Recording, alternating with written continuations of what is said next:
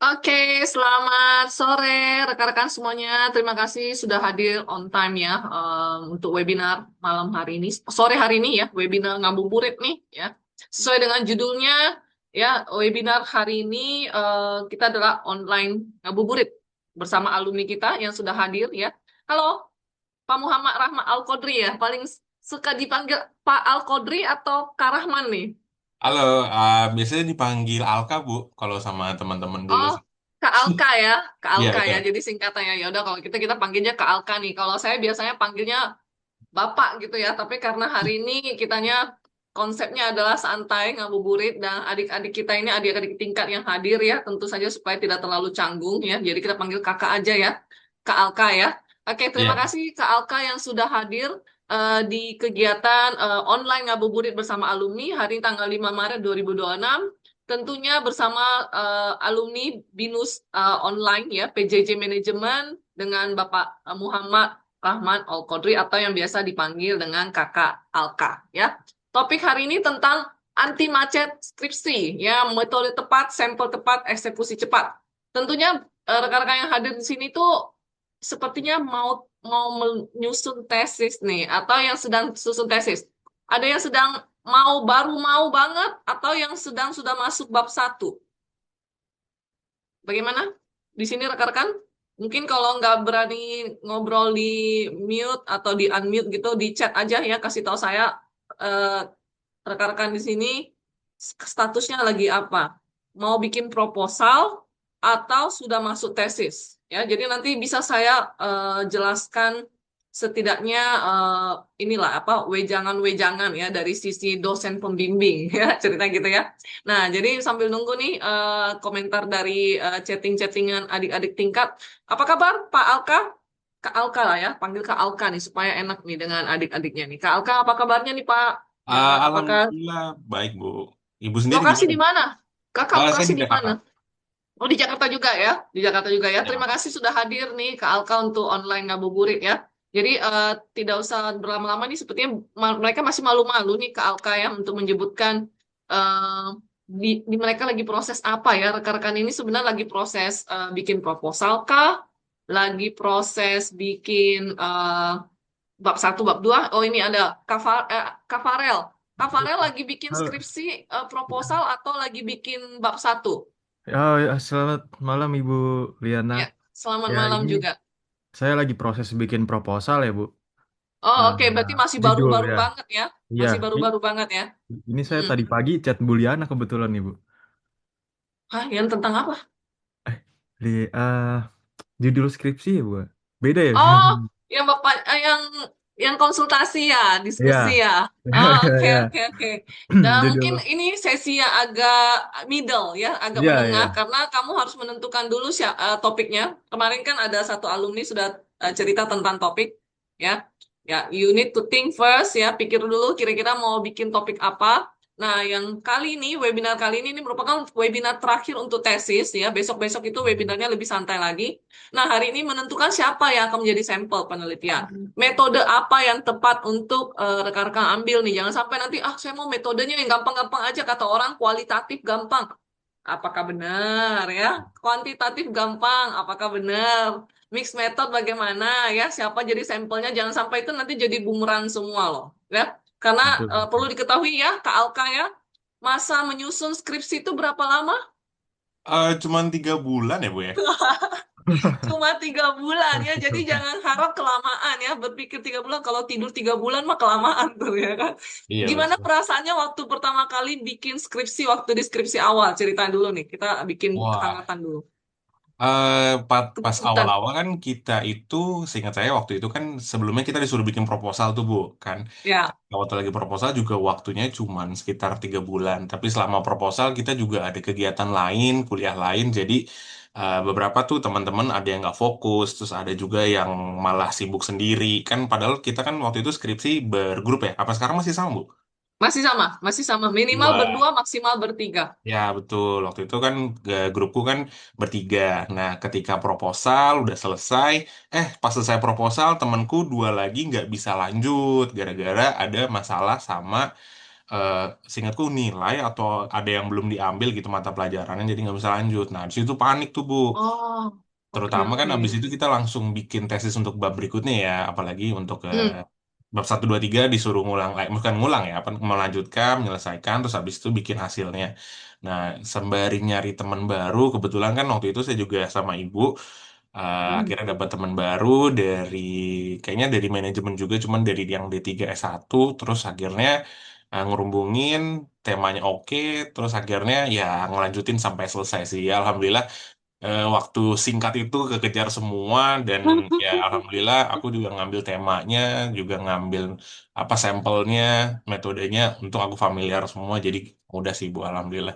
Tapi ya itu ada Oh, ada permasalahan ya teman-teman ada yang bisa lanjut tapi ada yang enggak. Nah, itu yang jadi permasalahan utama sih waktu itu. ya, jadi ini tadi saya ambil kata kata yang saya cukup harus tekankan. Metode yang familiar ya. Jadi ceritanya nih Iya. adik-adik kita ini harus belajar dulu nih metode familiar yang seperti apa gitu ya.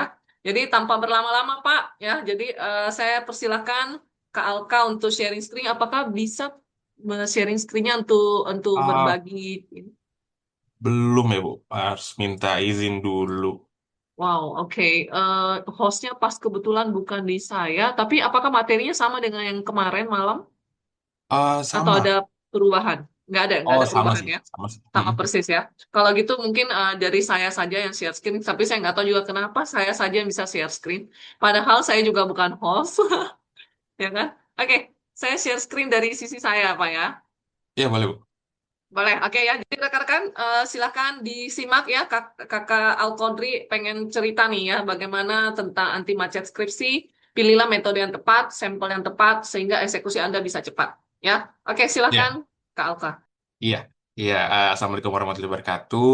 Balik perkenalan lagi sedikit. Saya Al Qodri. Kebetulan memang kalau saya itu sudah bekerja ya.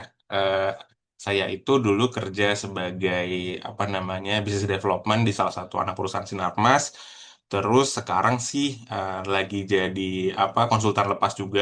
Kebetulan juga lagi bantuin teman-teman yang melakukan apa namanya penelitian juga di Institut Pertanian Bogor. Jadi, kalau misalnya bisa dibilang ngebangun skripsi ataupun jurnal, aku udah berpengalaman dan aku juga udah punya banyak apa namanya penulisan. Jadi ya, alhamdulillah aku bisa nih sharing bagaimana menentukan metode, terus sampel, juga bagaimana kita bisa eksekusi dengan cepat. Boleh next, Bu? Oke. Sebenarnya kalau bikin skripsi itu yang paling penting adalah membuat si desain penelitiannya ini saling terhubung. Dimulai dari kita awal, ya itu kemarin mungkin udah teman-teman udah dengar dari kakak yang lain ya, kakak apa namanya, eh apa namanya, dari Nama alumni-alumni yang lain, nama ya. alumninya Kak Alfa Rizvi.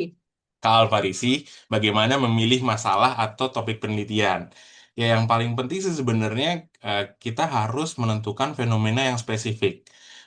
Terus juga kejelasan dalam konteks di fenomena tersebut. Yang paling pasti adalah kalian harus tertarik dulu nih dengan masalah yang kalian pilih. Jangan sampai kalian memilih apa namanya topik atau permasalahan yang kalian tidak familiar, yang kalian tidak kenal sama sekali ataupun tidak kuasai sama sekali. Karena nanti problematikanya akan jadi panjang.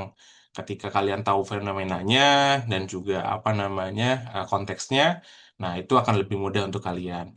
Nah, terutama eh, permasalahan itu akan selalu ada di sekitar kita kok. Kita nggak usah susah-susah nyari permasalahan harus keliling dunia sekalipun. Padahal permasalahan sebenarnya ada di depan kita. Apapun yang berhubungan dengan manajemen, ataupun yang berhubungan dengan akunting, atau yang berhubungan dengan topik yang kalian suka, itu ambil aja gitu. Tapi yang pasti kita harus membatasi dengan 5W dan 1H. Kenapa harus dibatasin sih? Karena kalau misalnya kita batasin, akan lebih mudah nih, apa namanya, nentuin apa, siapa, di mana, kapan, dan juga mengapanya gitu. Terus yang berikutnya, kita baru bentuk research objektif sama questionnya. Kenapa kita bisa buat ini? Karena kan kita sudah tahu nih fenomena apa yang kita pengen teliti. Nah, makanya kita bisa bikin tujuannya, kita bisa bikin pertanyaannya. Biasanya tujuan itu berbentuk deskriptif, atau pengaruh, atau sebuah proses. Terus, dia pada susah-susah kita mikirin, research objektifnya berapa banyak? Sebenarnya sih cukup tiga aja dengan satu yang utama dan dua lagi yang berbentuk turunan. Jadi yang paling utamanya objektif apa nih yang paling utamanya? Terus habis itu baru berikutnya eh, yang sesuai dengan yang tema pertama, terus yang ketiganya juga mengikuti yang tema pertama tersebut. Lalu kerangka konsep penelitian. Kerangka konsep penelitian ini adalah backbone dari penelitian kalian. Jadi kalian mengkonseptual dulu nih penelitiannya seperti apa. Dimulai dari variabelnya, terus hubungan logis antara variabelnya, terus indikator yang membentuk si variabel itu sendiri. Terus baru kalian bisa memilih metodologi. Apakah itu kuantitatif, kualitatif, apa mixed method, terus juga metode analisanya. Yang pasti semuanya harus dibangun sesuai dengan research question sama data yang kalian punya itu. Lalu baru kalian bisa ngumpulin data, entah itu primer nantinya, apakah sekunder. Terus juga kita harus melihat aksesnya, jangan sampai kita ngambil penelitian, kita nggak punya akses ke sana. Apalagi kalau kita mau ambil penelitiannya di perusahaan-perusahaan tertentu, karena tidak semua perusahaan eh, terbuka dengan akses mereka dan juga terbuka terhadap penelitian yang kita lakukan. Gitu. Dan kita juga harus selalu menyediakan yang namanya plan B. Jangan sampai udah kepentok nih, datanya nggak bisa kita ambil. Nah, harus gimana? Kita harus punya plan berikutnya, entah itu ganti perusahaan, entah gitu cara penelitiannya, entah itu apa namanya data sekunder atau data primernya seperti itu. Baru kita bisa menentukan populasi dan sampelnya gitu dari unit analisis, terus juga target populasinya, teknik samplingnya, jumlah targetnya dan kelayakan aksesnya. Boleh lanjut Bu, maaf? Iya, simpelnya gini aja. Kita mungkin aku nggak mau jelasin panjang-panjang karena ini ada 6 slide sesuai yang tadi. Nah, bagaimana sih mengunci resist question-nya? Balik lagi, kita kunci dulu batasan masalahnya. 5W1H itu menurutku adalah framework yang paling mudah ya dalam mengunci bagaimana permasalahan yang kita teliti ini bisa lebih spesifik lagi. Jadi nanti ke depannya kita tahu siapa yang menjadi aktornya, terus apa fenomena yang terjadinya, di mana konteks itu terjadi, kapan periodenya, terus mengapa, atau bagaimana gap itu bisa terjadi, dan bagaimana kalian bisa meneliti gap tersebut. Terus dari 5W1H ini, kalian bisa buat research question dan research objektifnya, yang bisa berbentuk deskriptif, dengan menjelaskan seberapa atau bagaimana kondisi, pada siapa, di mana, selama kapan atau yang berbentuk pengaruh, seberapa besar pengaruh terhadap apa, pada siapa, di mana, dan kapan. Begitu juga dengan proses, bagaimana proses terjadi pada siapa, selama kapan, serta faktor apa yang menghambatnya, gitu. Kalau ada pertanyaan atau mungkin kecepatan, boleh nanti kabarin ke aku aja ya. Oke, next Bu. Baru nanti setelah itu kita bikin kerangka konsep penelitiannya. Nah, ini yang menjadi backbone penelitian kalian. Dari pertanyaan-pertanyaan tadi, kalian pecah tuh menjadi sebuah variabel. Karena variabel itu dibentuk dari akibat, penyebab, dan pengaruh di antaranya. Gitu. Variabel sendiri biasanya dibagi jadi dua, variabel utama dan penghubung. Variabel utama ada dua juga, penghubung juga ada dua. Di mana yang utama ada dependent dan independent. Terus penghubung ada mediasi dan moderasi. Independen itu biasanya yang disebut penyebabnya nih. Apa yang menyebabkan sesuatu itu terjadi. Dependennya akibatnya. Apa yang pengen kalian teliti atau yang pengen kalian ukur. Gitu. Penghubung itu cuma ada dua, mediasi dan moderasi. Mediasi memediasi antara kedua hubungan si independen dan dependen. Moderasi itu melihat apakah ini meningkat, apakah menurun jika dipengaruhi oleh si moderasi ini. Terus apa itu indikator? Kalau indikator itu sebenarnya turunan dari si variabel itu. Karena variabel ini nggak bisa berdiri sendiri nih. Gimana cara kalian menghitung si variabel ini? Nah, itu yang kalian butuh dari indikator. Indikator itu biasanya terbentuk lebih dari satu atau lebih dari dua. Nah, indikatornya juga harus berbeda-beda. Jangan sampai kalian satu variabel punya indikator, 5 indikator misalnya. Cuman lima-limanya ini sebenarnya sama aja. Nah, nanti penelitian kalian malah jadi rancu gitu atau bias gitu biasanya bisa dibilang.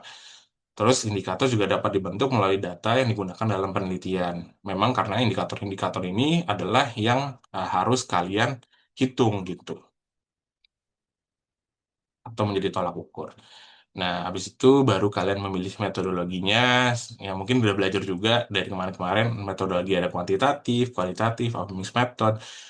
Sebenarnya milihnya tuh gak gampang karena memang kalian harus balik lagi ke konteksnya apa nih penelitian kalian. Apakah lebih baik saya pakai angka-angka, berarti kan kuantitatif, ataukah nyamannya aku pakai naratif aja nih, menjelaskannya naratif aja, berarti kan kualitatif. Atau yang bener-bener bingung banget, aku suka banget pakai angka dibandingkan supaya lebih jelas, ada statistiknya, tapi juga aku pengen ngebuktiinnya pakai naratif, itu juga bisa mix method.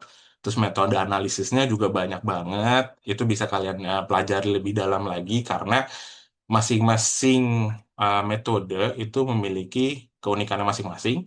Terus juga cara pengolahannya juga unik-unik gitu. Kayak PLSM, oh kamu mau membuktikan bahwa hubungan ini lebih kuat dengan ini, itu bisa menggunakan PLSM. Kalau kita punya angka atau menggunakan regresi biar lebih simpel itu juga bisa.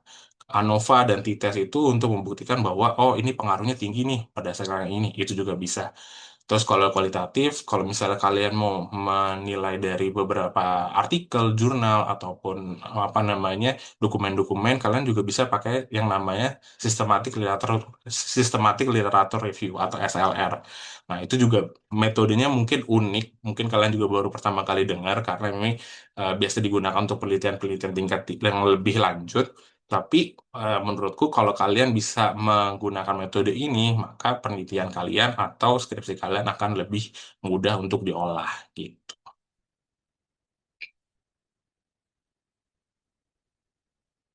Terus untuk pengumpulan data, balik lagi data memang cuma ada dua ya, primer dan sekunder. Kalau kalian mau melakukannya secara langsung, melakukan secara ketemu dengan objek penelitian kalian, kalian bisa pakai primer, yaitu melalui survei, wawancara, kuesioner, atau observasi di lapangan secara langsung. Atau mungkin kalian nggak nyaman yang namanya, aku nggak bisa nih ngambil wawancaranya, mungkin objek penelitiannya terlalu jauh, atau mungkin kalian nggak bisa dapatin apa namanya objek itu secara langsung. Kalian bisa juga menggunakan sekunder, yaitu lewat desk research. Biasanya kita bisa lewat cari lewat media platform, media-media atau platform secara daring ya, lewat internet. Kalau mau nyari jurnal kita bisa pakai Google Scholar, Scopus, atau berita-berita lewat BBC News, Kompas, dan banyak banget media-media sekarang ini ya.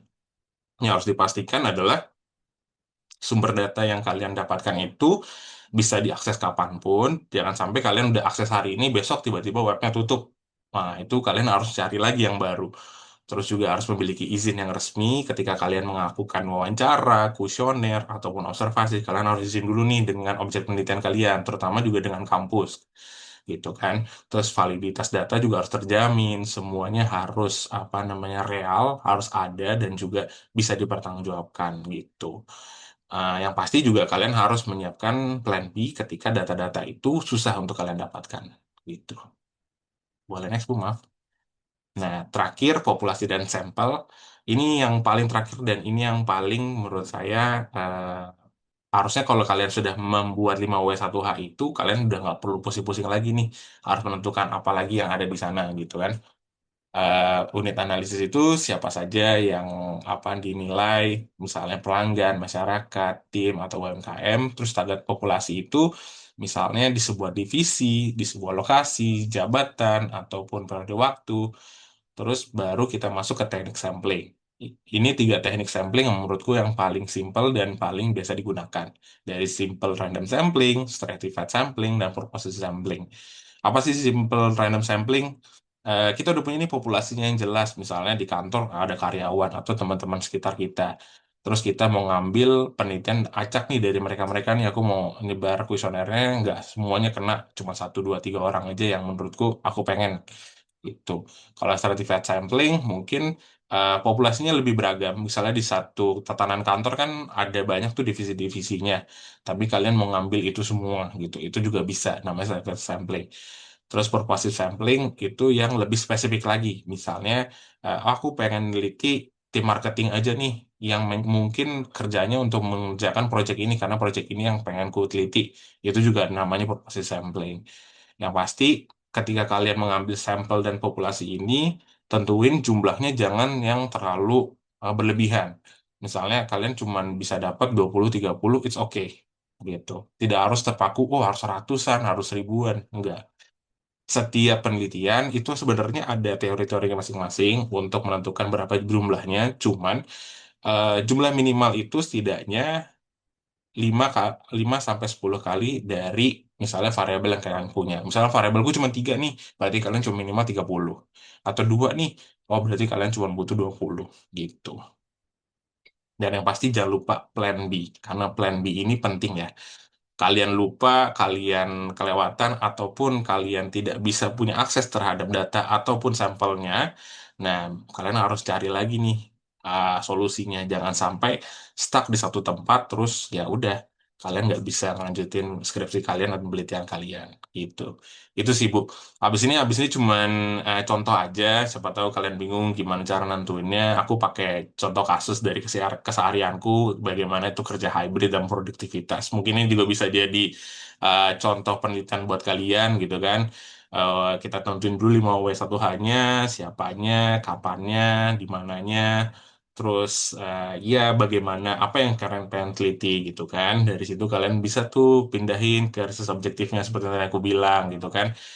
Bentukannya, terus juga seperti objektif ini yang pertama, mengukur perubahan produktivitas kerja karyawan kantor setelah penerapan kerja hybrid WFH-WFO dalam periode 3 bulan terakhir. Itu kan semuanya sudah ada tuh dari 5W1H-nya gitu.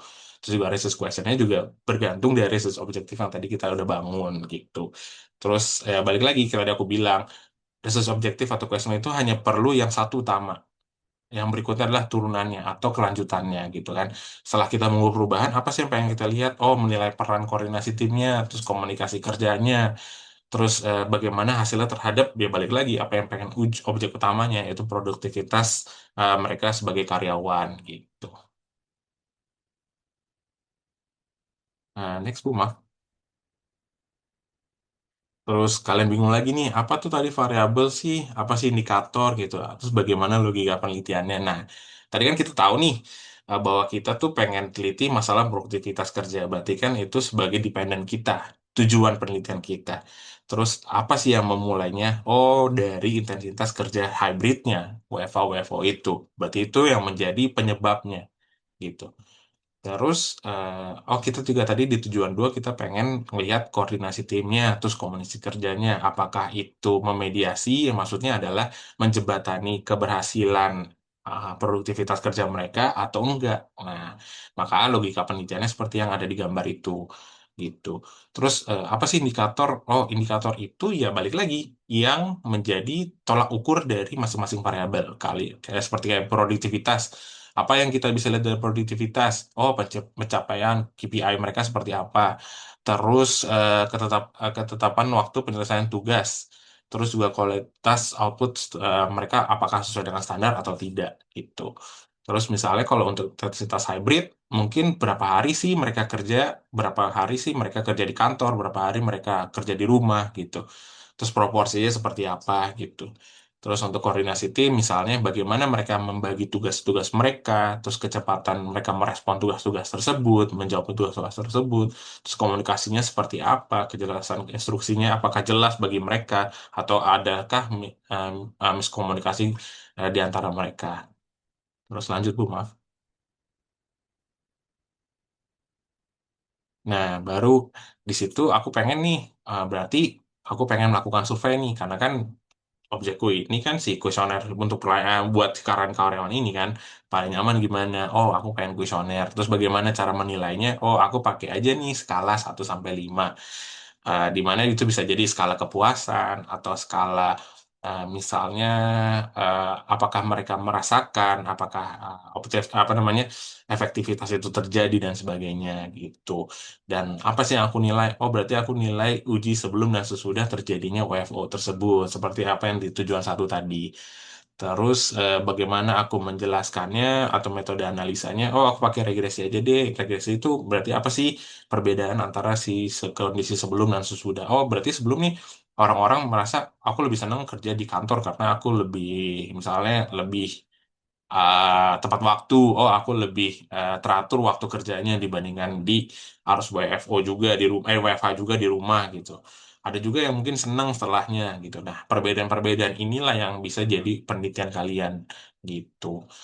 Nah, sumber primer, ya kuesioner, terus sumber sekundernya, kan tadi aku bilang di indikator tuh ada yang melihat KPI, itu mungkin kalau kalian bisa dapat aksesnya, oh oh, ternyata KPI itu terpenuhi terpenuhi apa enggaknya itu kan biasanya ada di bos-bosnya ya atau di apa namanya HRD-nya gitu kan. Oh, kalian punya akses ke situ, boleh kalian tambahin. Terus unit analisisnya ya otomatis si individu karyawan kantor tersebut, populasinya ya hanya si karyawan yang menjalani hybrid selama 3 bulan terakhir. Terus ya berarti aku menggunakan purposive sampling. Kenapa purposive sampling? Karena ya balik lagi, aku cuma ngambil karyawan yang terkena hybrid tersebut. Kalau yang nggak terkena hybrid nggak aku hitung gitu. Jumlah targetnya misalnya hanya ada 20 orang pekerja nih di kantor, ya udah nggak apa-apa 20 orang ini aku ambil gitu sih. Sekian mungkin itu sih Bu yang bisa saya jelaskan. Di sini aku juga nyantumin nomorku, siapa tahu teman-teman ada yang bingung atau pengen konsultasi bagaimana sih penelitianku, itu boleh aja karena balik lagi aku sekarang juga lagi bantuin teman-teman di IPB Bogor untuk melakukan penelitian gitu sih Bu. Oke, Oke, thank you Kak Alka sudah memaparkan terkait dengan topik hari ini ya, metode tepat ya, cara cepat ya, jadi eksekusi cepat gitu loh ya. Nah, di sini rekan-rekan ada yang mungkin yang mau tanya-tanya nggak nih, langsung langsung bertanya sama alumninya. Misalnya apa sih Kak? Oh, ada di chat ya. Izin bertanya Kak, semisalnya kita mau meneliti suatu fenomena, apa perlu kita prasurvei dulu untuk memastikan benar terjadinya fenomenanya Kak? Ah, sebenarnya ya, pre-survey itu penting gitu. Kalian juga harus meneliti kecil dulu sebelum kalian melakukan penelitian besarnya. Kalian konfirmasi dulu nih, apakah fenomena itu benar-benar terjadi atau enggak. Jangan sampai fenomena itu kalau orang bilang zaman sekarang hanya ada sesaat aja nih, happening sesaat doang gitu kan. Nah, kalau untuk happening sesaat sebenarnya bisa kita teliti asalkan datanya bisa kalian dapatkan. Yang paling penting tuh datanya bisa kalian dapatkan. Kalau data itu bagi kalian, susah nih dapatnya, jangan kalian lakuin, jangan kalian lanjutin. Karena kalau udah susah data, kalian nggak punya akses, pasti kalian akan bingung nantinya penelitiannya akan lanjut seperti apa gitu. Nanti kalau mau di-share PPT-nya boleh. Boleh ya, saya Hmm, sharekan langsung di chat box lah ya, jadi biar semuanya bisa mendownloadnya. Ya, saya taruh di chat ya. Nah, tadi saya setuju juga dengan Kak Alkanya ngomong bilang kalau datanya tidak bisa dicari, mendingan jangan deh ya. Jadi saya betul, pesankan ya, tadi sempat memang bilang di PPT itu berkali-kali bilangnya, kalau ini nggak bisa dapat, mesti ada plan B, mesti ada plan B. Tapi waktu Anda tidak banyak untuk menyiapkan itu. Jadi misalkan kalau plan A-nya gagal, kalau mau ngulang ke plan B, bisa jadi kan ngulang 1 semester. Ya nggak? Ya. betul. Jadi jangan sampai menyulitkan rekan-rekan gitu loh. Dan juga kita nggak bisa bilangnya saya sebagai dosen pembimbing ya, saya juga bukan tipe yang bilangnya ya udah kalau gitu yang deket-deket yang udah melakukan penelitian di rumah aja lah. Jadi yang kamu wawancara tuh suami, anak ya bukan juga gitu gitu ya Pak ya. Ya kan? Iya, Nah, betul. jadi sebenarnya adalah data itu harus circle. Saya selalu informasi juga ke mahasiswa bimbingan ya. Usahakan datanya itu di circle kalian, di circle penelitinya. Jangan nyari yang aneh-aneh. Justru itu kenapa memang ada yang penelitiannya itu keren banget, sampai Anda pun berpikir bahwa ini gimana cara carinya ya? Respondennya di mana dia dapat gitu loh ya kan? Nah, itu mungkin bertahun-tahun ya. Tapi kalau Anda berpikir tentang yang Anda sedang mau garap ini, usahakan itu mereka adalah seseorang yang Anda kenal yang mudah diminta jawabannya atau kamu mungkin mudah diminta waktunya untuk diwawancarai karena itu sampel ibaratnya sampel dan responden itu sebenarnya nggak mudah, tidak mudah Betul, loh rekan-rekan ya. betul. Salah target Anda disuruh ngulang sama aja bohong ya.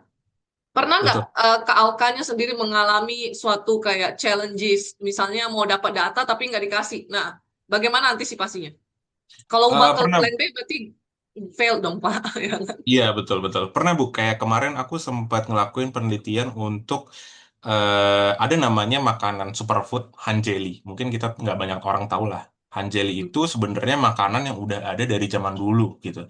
Sedangkan Hanjeli ini di zaman modern ini orang-orang udah pada lupa gitu kan. Nah, untuk nyari sumber Hanjelinya ini susahnya minta ampun. Kenapa? Karena petani udah nanam yang namanya juga zaman sekarang pasti beras ya yang namanya kebutuhan-kebutuhan sehari-hari zaman sekarang lah Bu ya. Nah, Iya. untuk nyari si petani anjing ini kita harus turun ke lapangan. Oh, ternyata di kota ini tuh di desa ini nggak ada. Oh, kita pindah lagi, kita pindah lagi.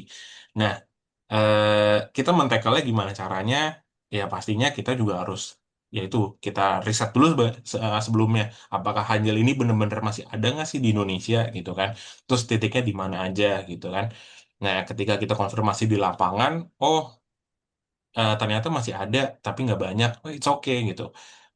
Setidaknya si data itu masih bisa kita ambil gitu kan. Petani itu masih ada. Dan walaupun itu petani, kita harus nyesuaiin lagi nih pertanyaan-pertanyaan penelitian kita, terus juga objek penelitian kita. Misal, oh ternyata petaninya ini udah nggak mungkin yang muda-muda lagi, oh petaninya yang berumur lebih dari 40 tahun. Ya itu kita sesuaikan kembali gitu. Makanya, ya betul kata Ibu, data ini yang paling penting. Dan plan B itu harus selalu ada gitu. Jangan sampai oh udah nggak ketemu petaninya sama sekali. Terus apa yang kita harus lakuin? Oh mungkin kita nggak bisa dapetin data primer lagi. Coba kita cek data sekundernya gitu kan. Kita lihat apakah ada masih penelitian-penelitian lain atau artikel-artikel lain yang membahas hal tersebut. Boleh banget kita ambil. Karena ya balik lagi ada data primer, ada data sekunder gitu kan. Gak selalu harus kita paksakan yang namanya kehendak kita. Oh pengen wawancara. Oh jangan sampai gitu. Ternyata objek wawancaranya udah nggak ada. Wah itu nggak bisa tuh. Ataupun data sekundernya udah pada dihapuskan. Oh, itu juga harus diganti.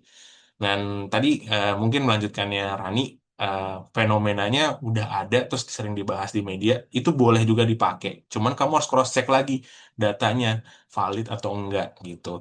Kejadian itu benar-benar terjadi atau enggak gitu. Itu yang kalian harus lakuin berikutnya. Makanya tadi aku bilang 5W1H dulu deh. Kalian lihat dulu deh bagaimana siapa, kenapa, kapan, itu kalian cross check dulu sehingga kalian juga bisa lihat tuh datanya beneran ada apa enggak. Karena kalian lakukan cross check itu pasti otomatis kalian ketemu datanya nanti.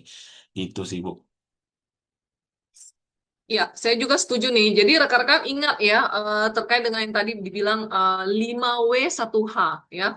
5W1H ini benar-benar membuat batasan penelitian kalian. Ini suatu rumus ya, membatasi, oke, penelitian saya itu saya harus fokus. Saya nggak bisa bilangnya justru saya akan meneliti yang terlalu ngawang-ngawang ya, terbang-terbang yang ibaratnya akhirnya membuat Anda itu nggak fokus. Ternyata Anda itu harus spesifik, misalnya siapa responden kalian. Oh, responden saya adalah orang tua. Umurnya berapa? Atau saya adalah atau mungkin generasi Z ya, atau Gen Y ya, atau perempuan Bu, atau laki-laki ya. So, jadi harus benar-benar fokus siapa jadi respondennya, ya kan? Lalu kemudian Pak Pak Alka, mungkin dari pertanyaan dari saya nih, Ya. sepanjang Kak Alka melakukan skripsi, membuat skripsi, tantangan paling besar yang pernah dihadapi apa? Paling besar sebenarnya adalah mendapatkan data itu sendiri dan mengolahnya nanti. Gitu. Ketika kita udah dapat data nih, kita udah wawancara gitu. Misalnya aku kan kemarin pakai wawancara sama ada kuesioner sedikit. Ternyata hasil wawancaranya itu gak terlalu sesuai lagi nih dengan apa yang kita teliti. Soalnya ketika kita ngobrol dengan apa namanya attendance kita, pasti kan melebar ya Bu ya. Kita ngobrol tuh kemana-mana gitu. Kita mencoba mencari kenyamanan juga dengan mereka. Nah, sebenarnya itu bukan menjadi hasil yang salah. Enggak. Penelitian itu bagiku itu sebuah perspektif di mana kita bisa menyampaikan apa yang kita teliti dengan baik gitu. Jangan sampai, oh, apa yang kita obrolin kok jauh banget ya. Nah, dari jauh banget itu sebenarnya kita bisa narik garis lurusnya apa sih yang mereka alami, apa sih yang mereka rasakan. Nah, itu interpretasi hasil itulah yang sebenarnya yang bisa menjadi bagian dari penelitian kalian gitu. Itu sebuah kebaruan menurutku. Dan sebenarnya apa yang kita bentuk dari bab 1 sampai bab 3 itu sebenarnya masih bisa dirubah. Kita masih bisa apa namanya sesuaikan lagi dengan apa yang kita hasil dari penelitian kita. Jadi hasil penelitian itu yang paling susah untuk diolah nantinya. Karena balik lagi, kalau misalnya kita punya mindset tertentu, eh, itu belum tentu terrealisasi ketika itu jadi eh, hasil penelitian itu sendiri gitu. Jadi balik lagi, kalian tidak perlu takut, teman-teman nggak perlu takut dengan hasil penelitiannya nanti. Kalian pasti kan punya dosen pembimbing, kalian bisa tanya dengan mereka, Bu, atau Pak, ini hasil kita begini nih. Mungkin agak sedikit melenceng dari objektif kita awal. Boleh nggak sih kita apa namanya artikannya seperti ini? Pasti ada jawabannya. Pasti ada apa namanya solusinya. Jadi jangan takut misalnya kalian ada sedikit perubahan di tengah jalan, di ujung jalan. Penelitian itu tidak ada akhirnya, penelitian itu tidak ada awalnya. Penelitian itu selalu berlanjut dan juga ada selalu pembaruan. Jadi jangan takut sama sekali, gitu sih, Bu. Oke, thank you banget nih Kak Alka sudah berikan pesan dan juga memberikan motivasi ya. Jadi rekan-rekan di sini sebenarnya Anda jangan takut ya, jangan khawatir tentang tesis. Yang penting kalian tekun. Ya, resepnya adalah tekun dan komitmen. Karena memang di skripsi awal Anda cuma punya 3 bulan. Dan 3 bulan itu Anda harus lakukan dengan ada mata kuliah lain. Ya kan? Jadi misalkan ada satu mata kuliah atau mungkin bahkan kalau ada yang ngulang di antara teman-teman Anda atau anggota Anda itu ada yang ngulang, ya otomatis akhirnya banyak ke distraction, ya you know lah, ya ada tugas personal, ada tugas kelompok dan di saat yang bersamaan harus kebut-kebutan. Ya, kebut-kebutan menyelesaikan ngumpul data, buat kuesioner and everything yang menurut saya harus merupakan komitmen dari penulisan tesis. Ya. Nah, itu mungkin pesan-pesan dari saya. Lalu kemudian mungkin saya kasih bonus ke mereka nih, Pak. Mungkin rekan-rekan di sini yang sudah hadir pengen melihat tesis Bapak, ya. Kira-kira Boleh, penelitian Bapak waktu tesis itu seperti apa, ya. Ya, boleh, nanti mungkin boleh. yang saya akan perlihatkan adalah videonya, ya. Boleh. Videonya, jadi di video ini adalah isinya sinopsis tentang penelitian Kak Al-Qodri dan timnya, gitu ya. Nah, ini dia videonya, silakan disimak dan mudah-mudahan rekan-rekan bisa terinspirasi bahwa melihat oh ya, penelitiannya demikian, ya. Oke, mungkin ini bisa saya berikan sebelum kita ngabuburit ceritanya ya. Ya, jadi harus santai ya. Ada videonya lucu loh, ya rekan-rekan. Ini videonya saya taruh di YouTube-nya jurusan. Appreciate banget buat Kak Al-Qodri dan tim. Videonya ini lucu, keren, wow banget ya. Silakan dilihat. Ini bagus banget menjadi pengkayaan materi untuk tesis. Sorry. Saing ekspor komoditas daging ayam potong CV, Sunda Kelapa.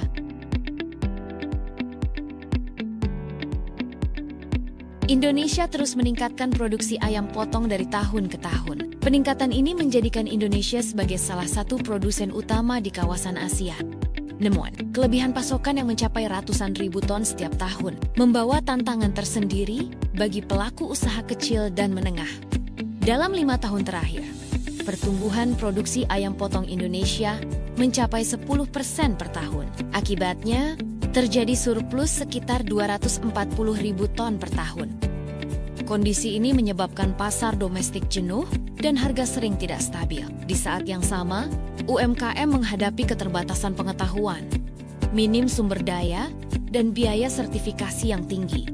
Regulasi ketat dari Singapore Food Agency, mulai dari standar mutu, keamanan pangan, hingga sertifikasi halal, menjadi penghalang utama mereka untuk masuk pasar ekspor di Singapura.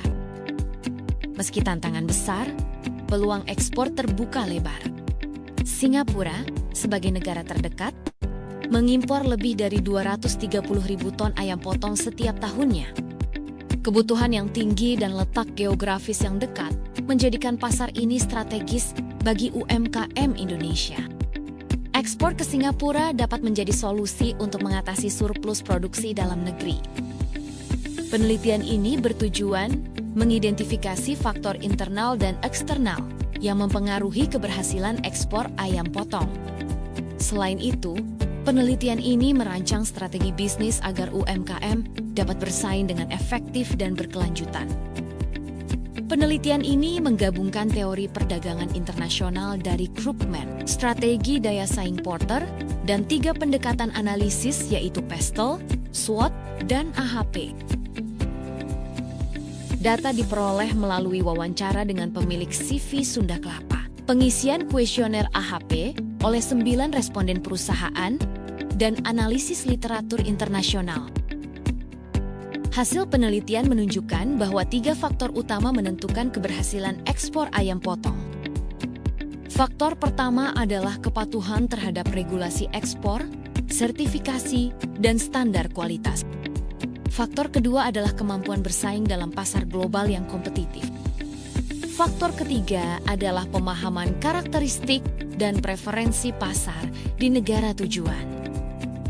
Strategi yang direkomendasikan meliputi pemenuhan sertifikasi internasional, digitalisasi proses logistik dan dokumen ekspor, serta membangun kolaborasi dengan distributor bersertifikat di Singapura.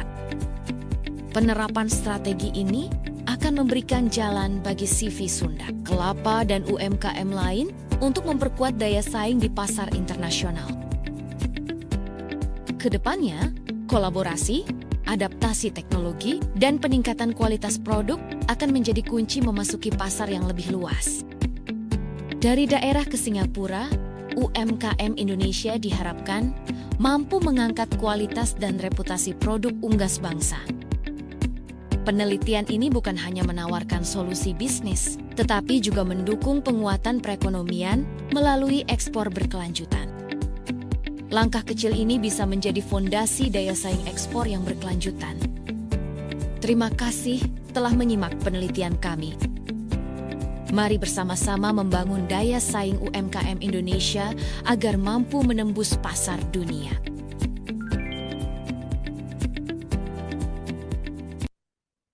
Nah, itu dia ya. Keren nggak, rekan-rekan? Gimana? Kasih thumbs up-nya kalau Anda merasa ini keren banget videonya, ya. Sangat inspirasi gitu ya. Nah, itu dia tadi bonus sudah saya berikan ya kepada rekan-rekan yang sudah melihat hari ini. Ya, itulah dia tesis yang dikerjakan oleh Kak Alka dan timnya, ya. Lalu kemudian dibuatkan video pengkayaan seperti yang barusan ditayangkan.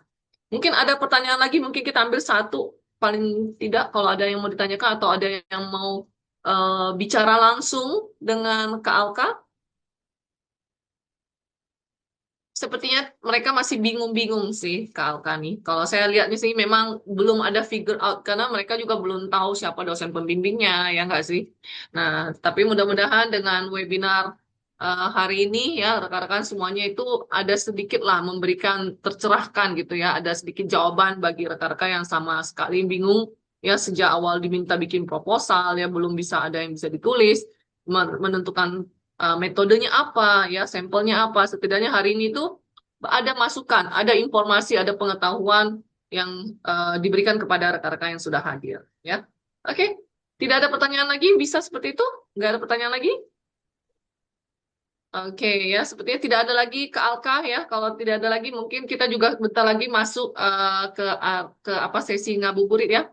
Mau menunggu beduk ya. Mungkin rekan-rekan juga lagi mempersiapkan makanan berbuka puasanya ya.